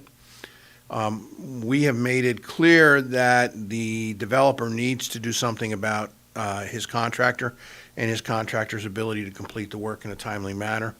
And that is being addressed. So I hope to see here an application back before the planning board in the next 60 days, along with the off-site improvements moving forward here shortly. And this is going to be some sort of a strip mall? It's a combination of fast food, a bank branch, some strip stores that would offer a home to an ice cream stand or something like that. I'm not clear. I haven't had discussions with him as to who his tenants were. I did know that due to my family's involvement in the real estate business over the years, there were national fast food chains who looked for sites at that intersection going back 30, 35 years. Yeah, sure. They're all in the market. And the location has not changed. It's only gotten better with the increase in the traffic. I'm certain that they would come here, but the question is, what would they pay? And as you noted, there's a very expensive rock pile there now. So yeah. I believe the developer is going to be very focused on the economic returns that he can earn from rent. So he's going to seek the best deals. Okay. So probably some sort of franchise, national franchises and things of that nature. My wife keeps insisting that I tell him that he has a requirement to put Starbucks there, but that is not the role of the supervisor. Can you mention Chick-fil-A to him? I will mention it. Okay. We'll see where it goes. That's like a gold mine. That's like printing money. So you tell him to go find himself a Chick-fil-A franchisee. All right. And, Jim, over the last 3 years, did you get any kind of firm indications of which, specifically of which franchises had either committed or expressed interest in that parcel? I can tell you from experience that McDonald's had always had an interest in that location, in that area. And they're known to not pay above a certain dollar rate for a ground lease, which, given the amount of off-site and on-site improvements, would not give him a commensurate return on his investment. So McDonald's is out. I think McDonald's is pretty much out. But there's other names out there that everybody sees. We go around town all over the place. We see Dunkin' Donuts. We see Dunkin' Donuts on Ulster Avenue. We see the car lines coming out, extending into the drive lanes at both the location by Rentham Street and the one out by the Hudson Valley Mall. I think that site, there's very little on this side of town where if you wanted to go grab an ice cream or like a Starbucks or a burger or there's virtually no place to have a drive-in situation on this side of town, and there's a fairly substantial population. So I think it'll be a gold mine. I think it's evidence that the traffic is there because that intersection supports 2 quick checks. Yeah. And they both are busy. Oh, all the time.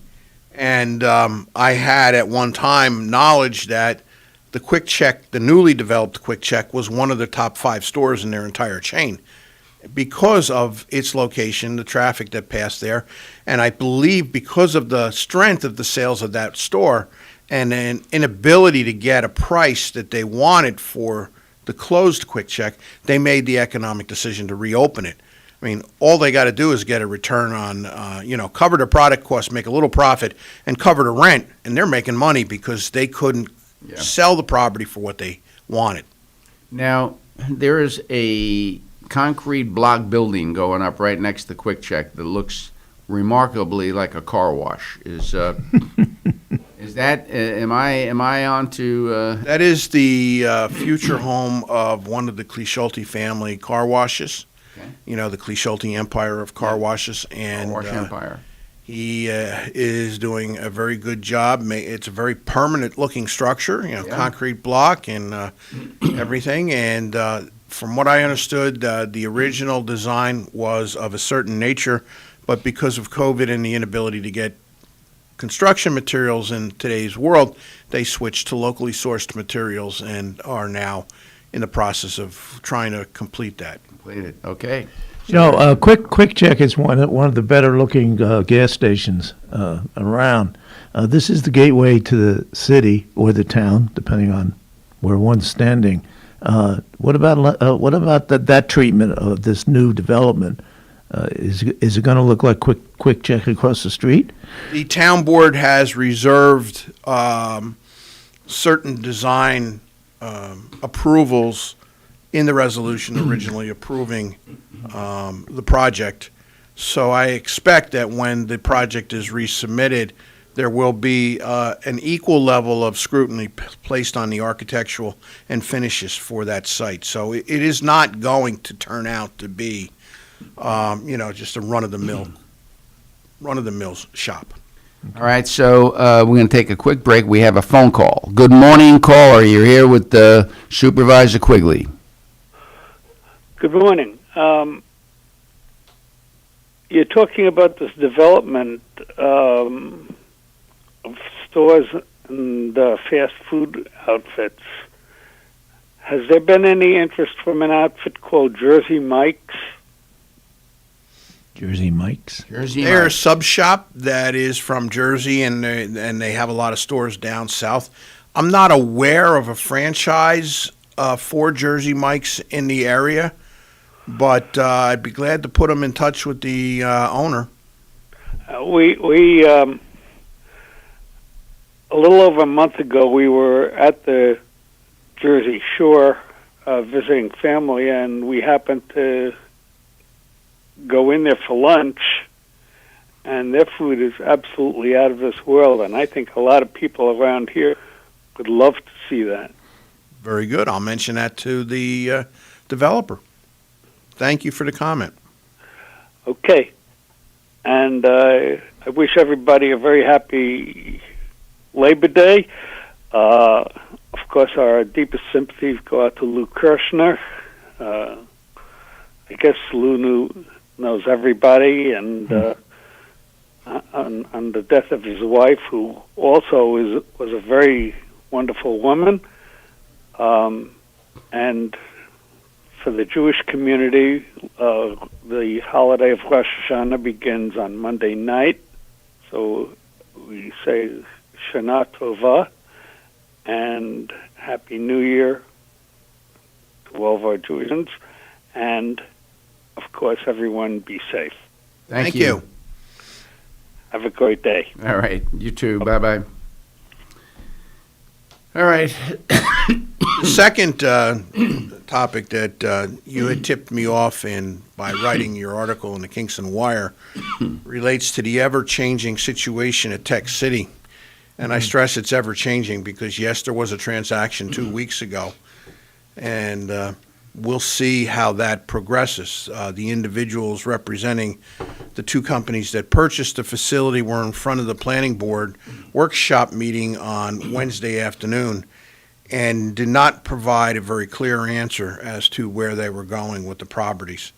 So we are very concerned that given the history of the project with the level of in-ground and above-ground environmental issues, that careful attention be paid to both during any activity that takes and redevelops that project and moves it forward.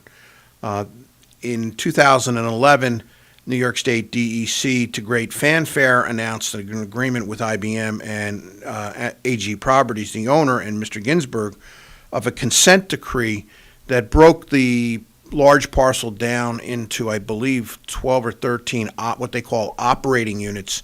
And each operating unit was identified in relation to the environmental contamination that was present and analyzed by the DEC over the years. that level of contamination would then go on to dictate a future use. There was a requirement in the consent decree in 2011 that environmental easements be developed and that surveys be taken, resulting in a meets and bounds description that would then be translated into a legal encumbrance placed into the deed. That was never done. And that is a process that is ongoing now. In addition, the consent decree required that an interim site management work plan be developed that basically set forth safety standards. As we all know, there is in-ground groundwater pollution caused by leaking industrial chemicals that accumulated over the number of years, and that any excavation that took place on that site could potentially expose the workers on the site and the community to the vapors that would be discharged by the penetration of the machinery into the earth.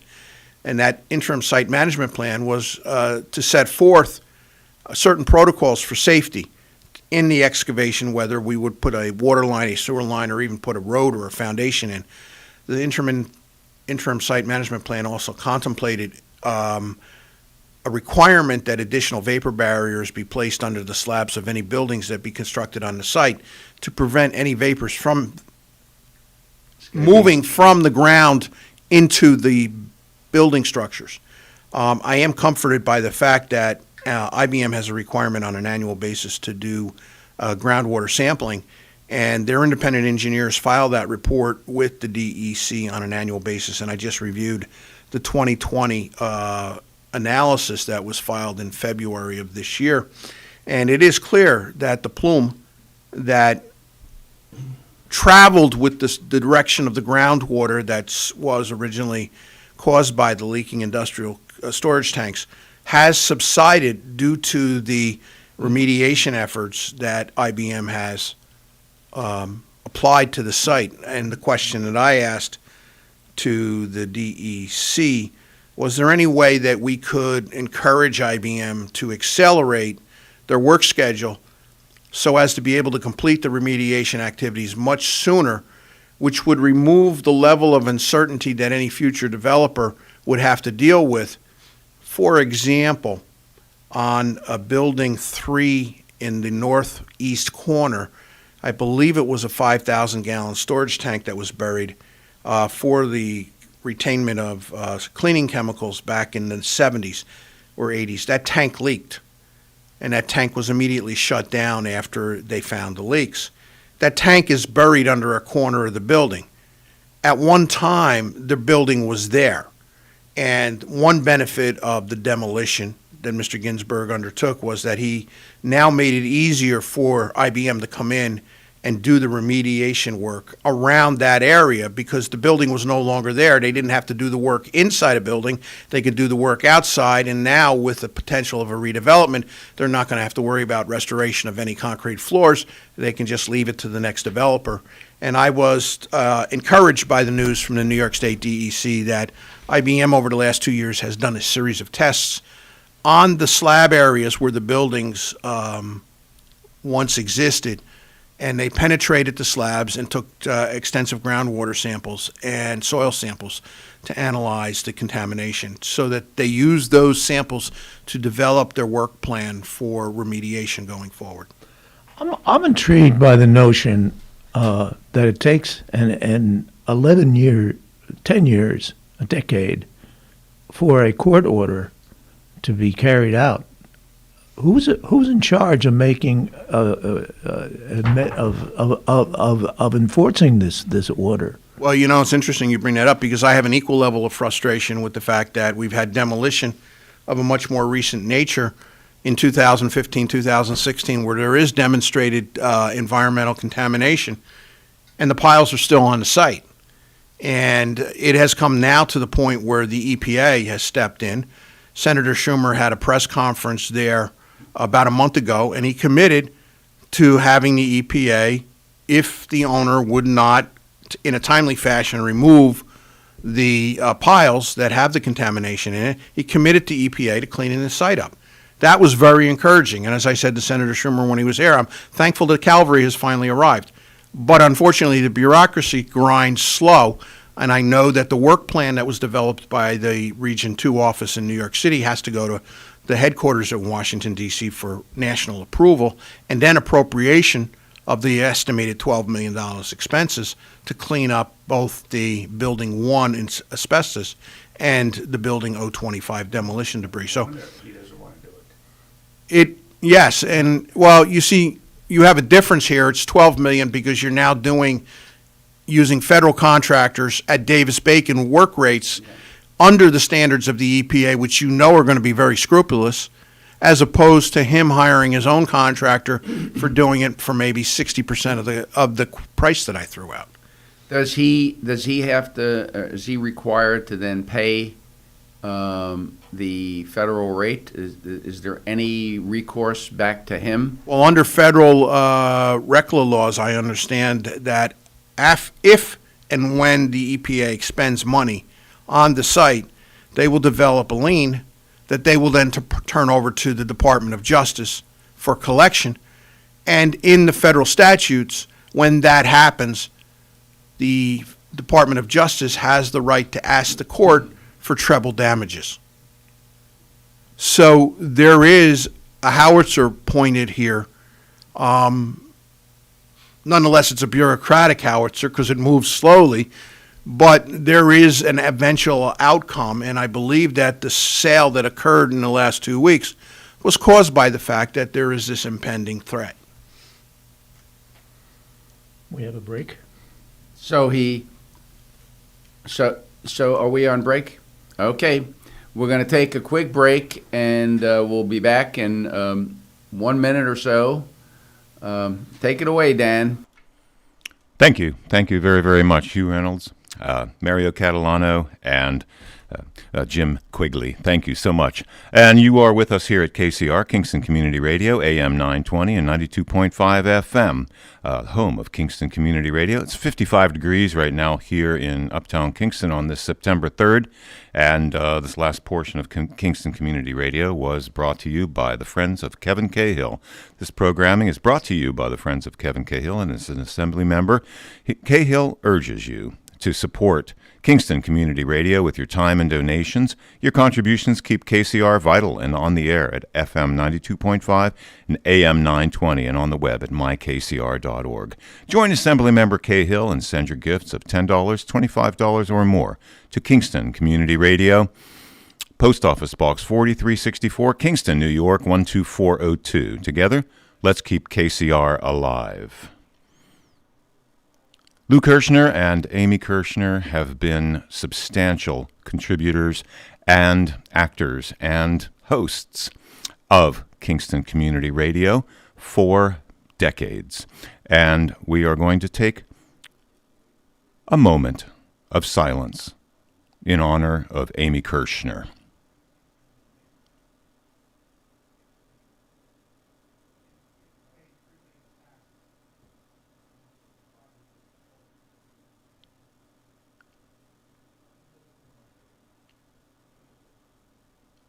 Now we return you to our station breaks.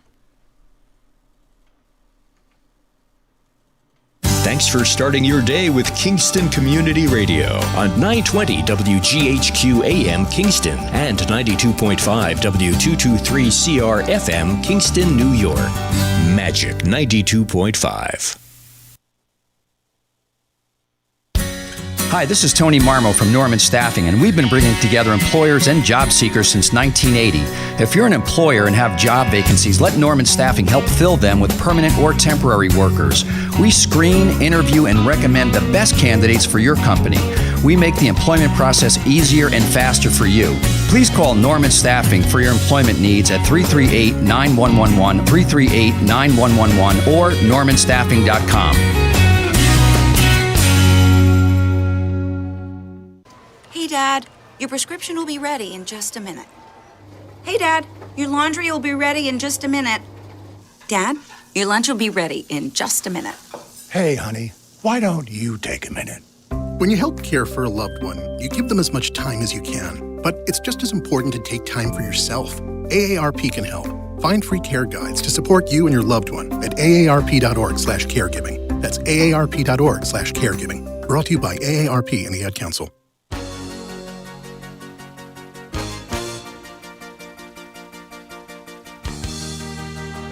Hi, this is Dina Roy from Hurley, and I support the Kingston Community Radio, and so should you. Thank you, Dina. And a little bit about the weather and forecast for the weekend for us. Partly cloudy today with a high of 72. And tonight, mostly clear, a low of 51. Saturday is mostly sunny skies with a high of 77. And Saturday night, mostly clear skies with a low of 56. Sunday, we have a little bit of rain possibility for Sunday. Slight chance of rain, 20% chance with a high of 72 on Sunday, and cloudy with occasional rain showers, a 50% chance of rain on Sunday night with a low of 62. Let's get back to the on-air studio with our guests Jim Quigley and, of course, Hugh Reynolds and Mario Catalano. Welcome back. We're back, and we're back with Jim Quigley, the town supervisor from the town of Ulster. One thing I have to say about Mr. Quigley is there's complete transparency. You know, we get politicians on here, and it's very difficult to get, any commitments, any information. They're hedging their bets. One thing about Jim is he shows up, and he tells it like it is. And let me put that into context a little bit. And it is true of Quigley, and unfortunately, he's the exception. But when Mario became Republican chairman, what was the year of Mario? 2012 or so? Seven. Yeah, It's been that long now? 7, 8, Jeez. I can't keep track of time. Now, we've been friends at that point for at least 20 years. And we sat down over coffee and we had a discussion about the different roles that we played. And now we were somewhat in conflict because it's my job to find out everything that's going on with him, and it's his job to manage what I find out. And we came to an understanding as friends that there'd be things he couldn't talk about, and he wouldn't talk about, and I could ask him, but he wouldn't talk about in politics or whatever. And it's not unlike your job. I mean, you're held in confidence by perhaps a developer at different stages of things. But nonetheless, you've always provided context for us, which is very useful for not only us. We're just mediums, but for the listeners and the readers, and as a shout out to the rest of the herd. We don't see that very often, unfortunately. Yeah, now at least people know what's going to happen to the rock pile. I thought we have a better idea. I thought the sheriff was going to bring people out there and start breaking up rocks soon. But okay, at least we've got something moving forward. Who knows what might happen next? Anyway, talk to us. Well, you had a question, right? One of the questions I had, Jim, and this is uniquely your field, I think, or was your field. There seems to be a real distinction between the booming residential real estate market in our community and the contrast with the commercial market. Why is that? First of all, I want to say thank you for the compliments. I always thought my role was to be informative. I didn't realize I had the option to say I couldn't tell you. So I can't tell you. No, but as to the commercial real estate market, it's interesting. Everyone seems on the outside of the commercial real estate market seems to lump it in as one body of real estate. There are segments of the real estate market all over the place. For example, today, if you were to be in business and need a 40 or 50,000 square foot warehouse, and there are several people looking in the community for that type of real estate, you can't find it. It doesn't exist. And it is going to come to a point where we start to see new construction of facilities of that nature that will be economically productive for a developer to build. And that is why it is so crucial that we get to a point where we can start doing a redevelopment of Tech City, because Tech City is the last and best industrially zoned and entitled real estate parcel in Ulster County. It's a natural to redevelop it for industrial warehousing and job creating uses. You go to the retail market, and because of A, COVID, B, the proliferation, which has been going on for some time, of the internet sales medium, retail is a very challenging proposition. Now, you go and you go to Adams, you can't get into Adams, so that demonstrates that there's even a further bifurcation in the retail market where the high end, the high quality goods, who are servicing the market of the people that just moved into the community to escape COVID from New York City and appreciate and can afford those types of products, partake in. So those sections are doing well. As we talked, you've had consolidation in the medical field. You've had a battle between two major healthcare systems, Nuvance and Westchester Medical, and they are taking advantage of the demographics of the doctor community and buying out those practices where the doctors are approaching retirement. And as I explained to you, many of those doctors bought their office buildings 30, 40 years ago, knowing that they would be in practice for 30 and 40 years, paid themselves the rents, and expected to be able to retire and sell those buildings. And in today's market, because of the fact that you have a Claremont building, you now have Health Quest up in the mall, and you have the potential for a medical village on Broadway with Westchester Medical, that these individual practices that have these medical facilities, like out here on Lucas Avenue, and I look at Dr. Cantor's dentist office right across the street on Lucas Avenue from Stevens, those are going to be repurposed as something else, and they will not have the same expected value that they could have had they been used by a doctor locating his practice there. So I hope I've shed some light.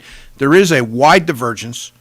Another example would be the hotel industry. The hotel industry, because of COVID, just basically shut down.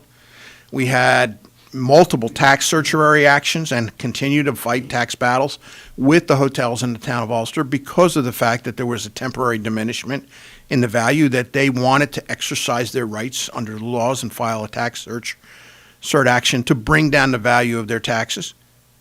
Now, when they do that, we cannot raise their assessment when business comes back, and business has been coming back.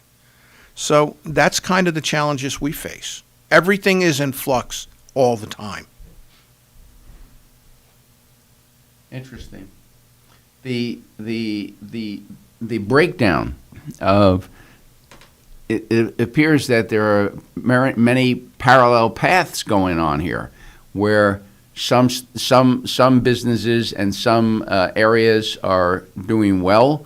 There's a shortage in some. There's an abundance in others, and there's this constant flux where,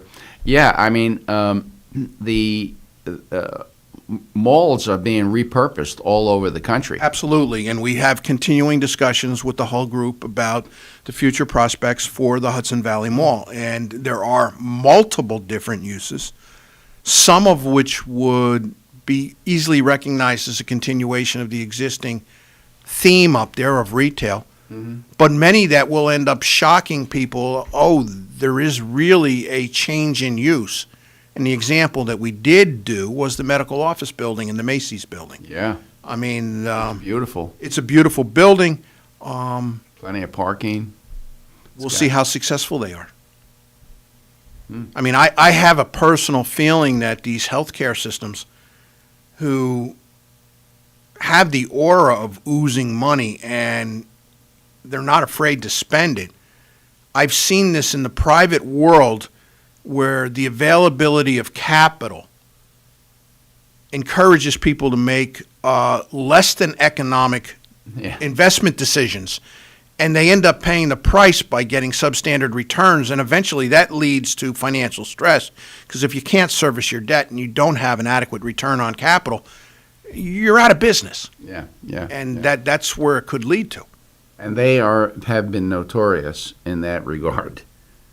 The healthcare industry, they have real money management problems. Right. They always seem to.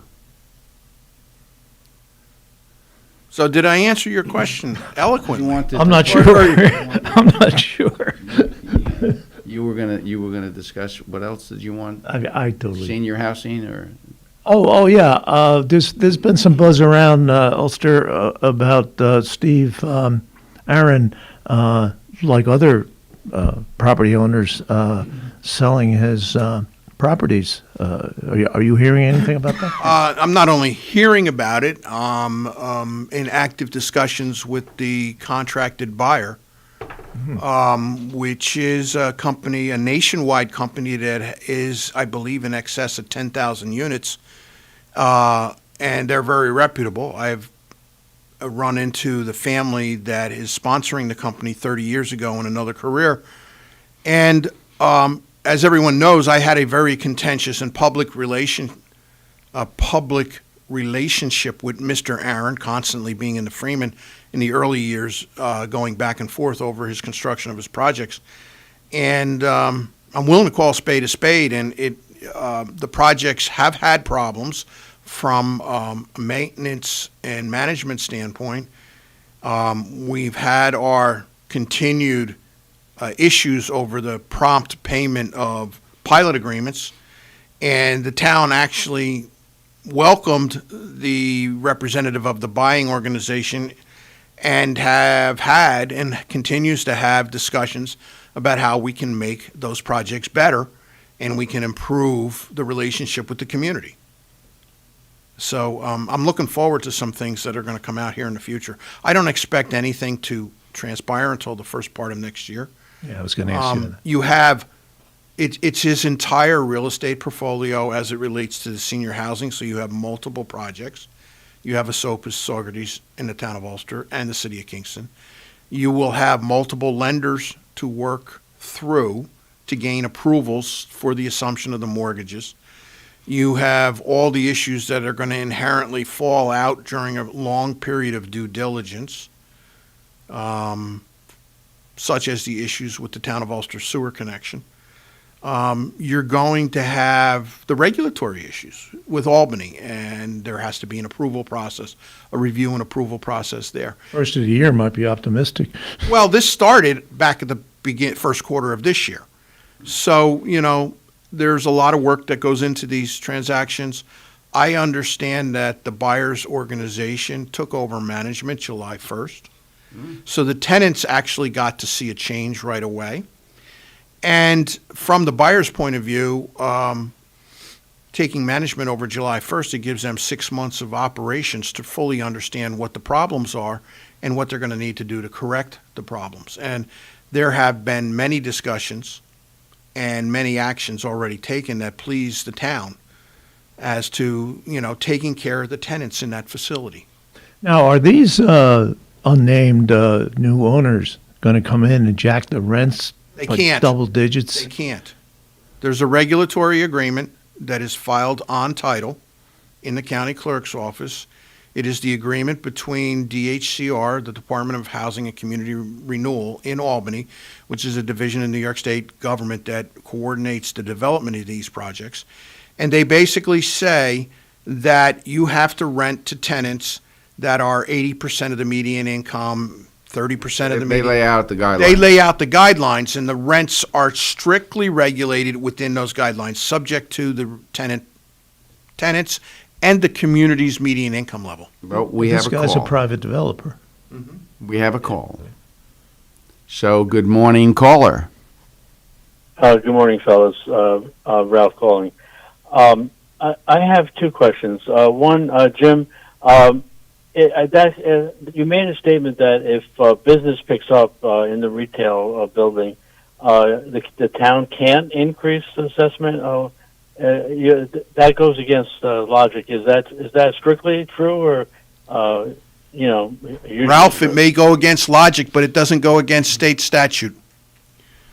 The town of Ulster assessor is restricted to increasing the value of a parcel strictly based to improvements as demonstrated by a building permit, which increases value, or a lot line revision, a subdivision, a parcel reconfiguration that would change the physical dimensions of the lot, which would indicate a change in value. Okay, so the law has has a deficiency. I would say, in my We opinion. cannot. Let's say your house is assessed for $100,000 and you sell it tomorrow for $300,000. We are not a community that can immediately raise that value to $300,000 and say, "Welcome, neighbor. Here's your new tax bill." But don't you have annual reassessments? It is based on- unfortunate that the town of Ulster has not had a full value reassessment community-wide since 2003. This is a $500,000 expense that we are laying the groundwork for so that we can bring it in at less than $500,000 because there's an enormous amount of preparation work. And as you know, the town's assessor passed away in 2019. We had COVID in 2020, so now we continue to lay the groundwork, work out the records management portion of the preparation for a community-wide reassessment. What's your equalization rate based on that? Down around 69% right now. Okay. Ralph, your second question? Ralph? Got it. Okay, we're back on. Caller? Hello? Do we have a caller? No. Okay. I can never come on this show without Ralph calling in with two questions, and when he calls me in the office, it's always two questions. And he doesn't get to the second one. He's an efficient guy who saves his questions so that he can do two at one. Jim, as a town supervisor, you have to interact with all different levels of government. We have a new sheriff in Albany. What's your initial impressions of Governor Hochul? Great question, you. We have more interaction with the departments of the state than we do with the governor's office, and we're waiting to see how the commissioners shake out, okay? As we know, there are a lot of divisions in the state. There are individuals that lead those divisions.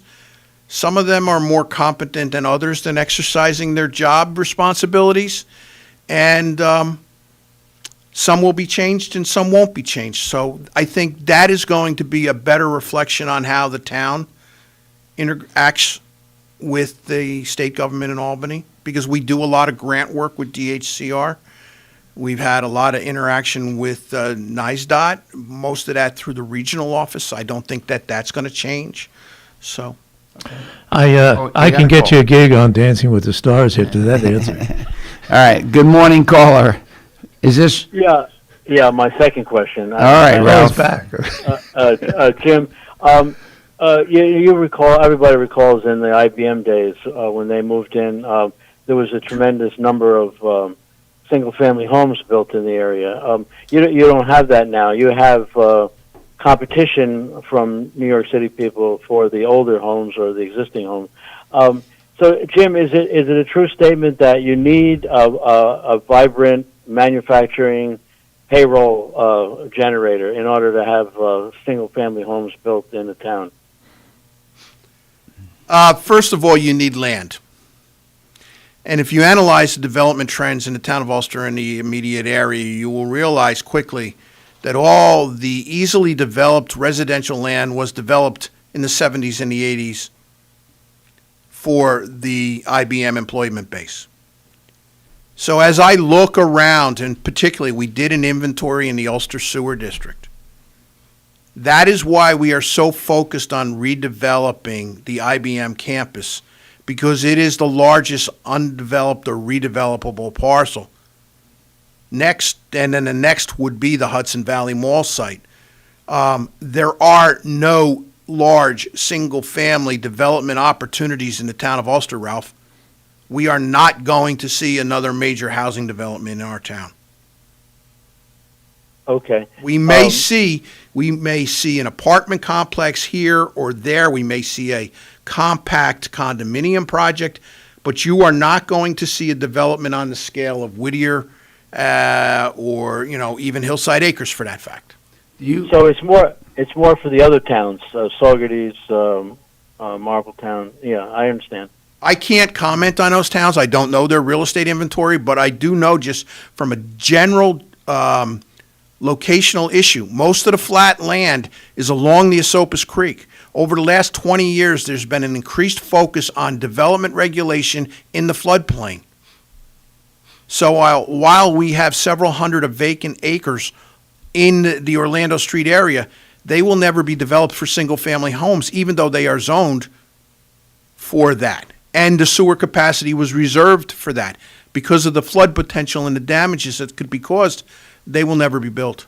The regulations will never allow it. Why don't we move some of those rocks from the throughway traffic circle over That's there? exactly why those rocks are there, because the I know, requirement I of the know. flood is to be 2 feet above the main flood level. It makes it unaffordable. Thank you, Ralph, for your questions. So one of the questions I was going to ask is to follow up on something we had on earlier, the eviction laws that Ulster County is thinking about passing, the whatever they call it. They've got some fancy name for it, but essentially it changes the dynamics, the landlord-tenant relationship. How do you feel that affects? Will that have a major effect on the town? And the other thing is, some of these communities, like the city of Kingston, 10% of the housing has to go to affordable workforce housing. They're very focused on mixing the dynamics of a development. Do you think that also is going to, do you think you see sometime that happening in the town of Ulster? And if so, how does it affect the market? There are 7 apartment complexes in the town of Ulster that have greater than 68 units. They total approximately 700 units.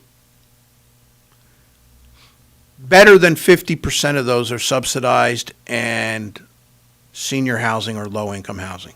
Okay. So from a government's point of view, how much is enough? Okay, and I've had these conversations with county planning. I've had these conversations with other supervisors. It is time for the other communities around us to pick up their share of affordable housing. You don't just dump them into the city of Kingston. You just don't dump them into the town of Ulster. Now, from a development point of view, the reason it makes sense to start in the city of Kingston or the town of Ulster is that a project of that magnitude requires central municipal utilities, i.e. water and sewer, municipal water and sewer. Yeah. And many of the communities surrounding the city of Kingston and the town of Ulster do not have municipal water and sewer capabilities.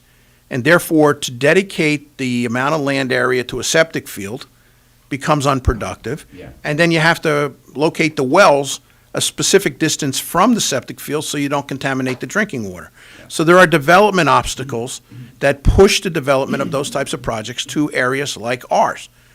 But the question remains, how much is enough in the town of Ulster? I do not believe, based upon the fact that we have 3,500 or more single-family homes compared to 1,000 apartment complexes in the town of Ulster. And of those 1,000, I said 700 were in these projects that are 68 units or more. The other 300 are in single-family, two-family, and three-family houses, which I believe perhaps there might be an exception for under rent control. I don't see this issue coming to the floor in the town of Ulster. Now, if the county government passes this law, it will impact, and I'm not clear as to how it will impact, but I'm sure they're going to want to impact the town of Ulster. And I believe that it will eventually lead to decreased development of housing stock. Because no one in their right mind is going to want to put an investment into a piece of real estate with restrictions where if the taxes go up or the utilities go up, they can't raise their rents. I also have stated to several elected officials that these actions that are being taken by the various government units are reactions to 2 or 3 bad apples in the ownership community. Yeah. It was propelled by the revolution that was started when we had E&M management come in to Esopus, Kingston, and the town of Ulster and buy up a monopoly of the multifamily housing complexes and apply New York City management tactics to the tenant base. And the tenant base did not feel properly treated by the way that these management practices. And they're all gone now. They're all gone. They sold it to the. Oh, okay. They're gone. All right, and with that, with them being gone, we're gone. So, great conclusion to today's show. Thank you, Supervisor Quigley, and take it away, Dan.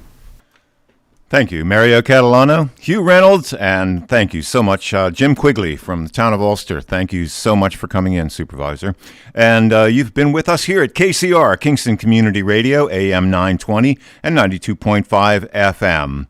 This last portion of Kingston Community Radio was brought to you by Robert Baum Commercial Realty, located at 79 St. James Street, Kingston, New York. Visit rgbaum.com for more information. Again, we'll see you on Tuesday. We will be off the air on Labor Day, and we will continue the week Tuesday at 7 a.m., 7 to 9 a.m. every weekday. But again, we will be off the air on Labor Day. So until Tuesday, we wish you every success in growing and developing Kingston and all our neighboring communities. We now return you to Magic 92.5. That won't be so hard to do. And if you should say goodbye, I'll still go on loving you.